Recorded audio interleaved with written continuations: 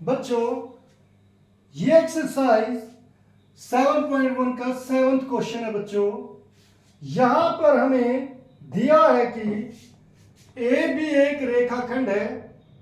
यहां पर बच्चों ये ए बी एक रेखाखंड है। पी इसका मध्य बिंदु है। पी इसका मध्य बिंदु है। इसी से बच्चों यहां पर क्या समझ आता है कि जो एपी है वो पीबी के इक्वल है, यानी कि यहां पर एपी इक्वल है पीबी की। तो बच्चों यहां पर जो जो आपको गिवन है उनको उसी टाइम ध्यान दे और उसे समझे। डी और ई रेखाखंड ए बी के ए की ओर स्थित दो बिंदु है। तो ये जो बच्चों डी और ई है ये इस रेखाखंड के ए की ओर स्थित दो बिंदु है। इस प्रकार है कि कोण बी ए डी ये कोण बच्चों किसके इक्वल है? ए बी ई के, इसके इक्वल है। तो ये दोनों कोण बराबर है। और ईपीए ये कोण डीपीबी इस कोण के बराबर है।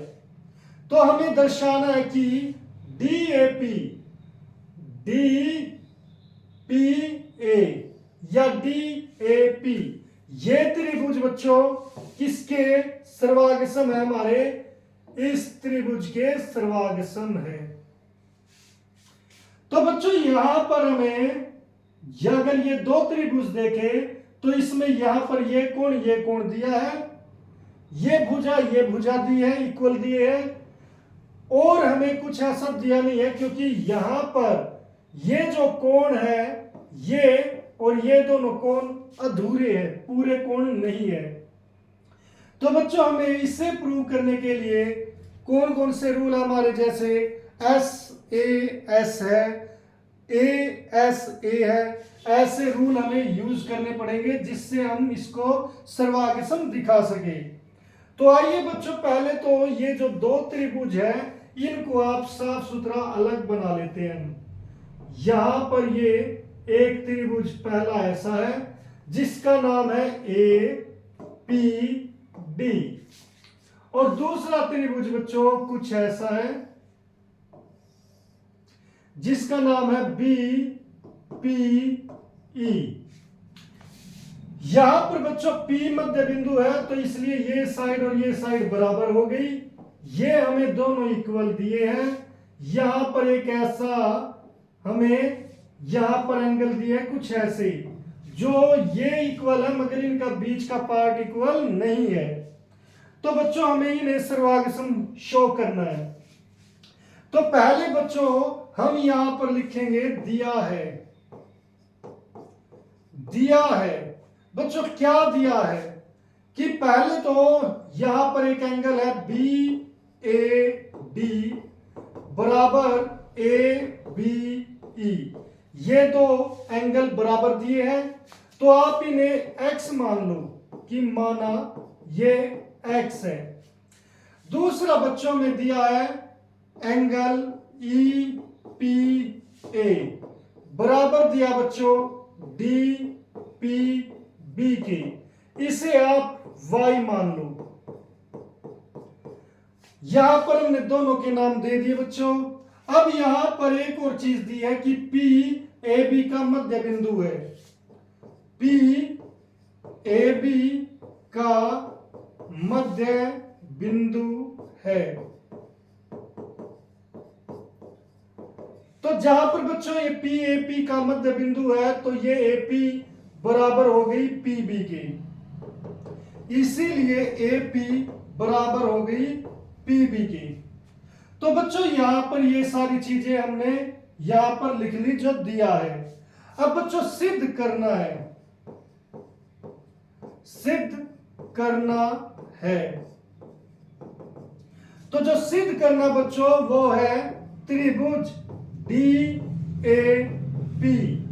यहां से सर्वांगसम सिद्ध करना बच्चों त्रिभुज ई बी पी व A D equal to B E. यहां पर बच्चों ये है ए डी और ये है ई बी। ये भी बराबर सिद्ध करनी है। अगर बच्चों ये सर्वाग्र सम आ गए तो सीधी सी बात है ये साइड भी इक्वल आ जाएगी। अब यहां पर बच्चों हम एक चीज और देखते हैं जो इस फिगर में दिखेगी इसमें नहीं। यहां पर जो ये गैप दिया है बच्चों, ये जो गैप है ये यहां पर दोनों में कॉमन है, तो इसे आप z मान लो। जैसे इसे x y, इसे आप z मान लो। तो हम यहां पर क्या लिख लेते हैं हल में, माना जो एंगल EPD है, EPD इसे z मान लिया। अगर ये z है तो बच्चों यहां पर ये z, ये y, ये z और ये y, तो यहां पर क्या हो जाएगा, इसीलिए जो एंगल APD किसके इक्वल एंगल, ये पॉइंट कहा जा रहा है बच्चों E पर और ये पॉइंट कहा जा रहा है बच्चों D पर। तो यहां पर angle APE plus angle EPD किसके इक्वल हो जाएगा, y प्लस z के। वह एंगल EPB किसके इक्वल है बच्चों, EPD, angle EPD plus DPB, angle DPB जो यहां पर z प्लस y के इक्वल है बच्चों। यहां पर अब आप देख सकते हो इस एंगल का आंसर है y प्लस z, इस एंगल का आंसर है z प्लस y। तो इसका मतलब दोनों एंगल, इसीलिए एंगल APD किसके इक्वल एंगल EPB के, यानी कि ये पूरा एंगल इस पूरे एंगल के इक्वल है। अब बच्चों हम पहला क्वेश्चन करते हैं, त्रिभुज APD व त्रिभुज BPE में, इस त्रिभुज में बच्चों और इस त्रिभुज में हमें बच्चों पहले एंगल A किसके बराबर दिया, एंगल B के, ये दिया है। यहां पर बच्चों हम इसे समीकरण 1 लिख लेते हैं और यहां पर समीकरण 2 लिख लेते हैं, क्योंकि अब इनका यूज होगा। अब बच्चों ये एंगल इसके इक्वल दिया, ये साइड इसके इक्वल हमने यहां पर दिखा दी कि AP किसके बराबर है, PB के, किसकी वजह से, समीकरण 1 से। अब बच्चों यहां पर एंगल APD किसके इक्वल एंगल EPB के, ये कैसे, समीकरण 2 से। इस तरीके से बच्चों एंगल साइड एंगल हमने इक्वल दिखा दिया, तो हम इसीलिए लिख सकते हैं, इसलिए त्रिभुज APD सर्वाग्र है त्रिभुज BPE के।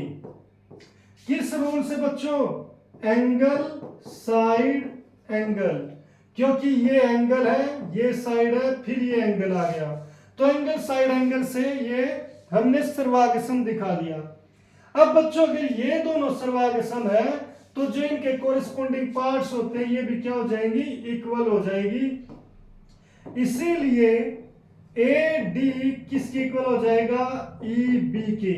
क्यों हो जाएगा, CPCT रूल से, कोरिस्पोंडिंग पार्ट्स ऑफ कॉन्ग्रुएंट ट्रायंगल बोलते हैं बच्चों हम इंग्लिश में। तो बच्चों इस तरीके से हमने ये दोनों चीजें प्रूव कर दी है जो इस 7th क्वेश्चन में पूछी गई थी।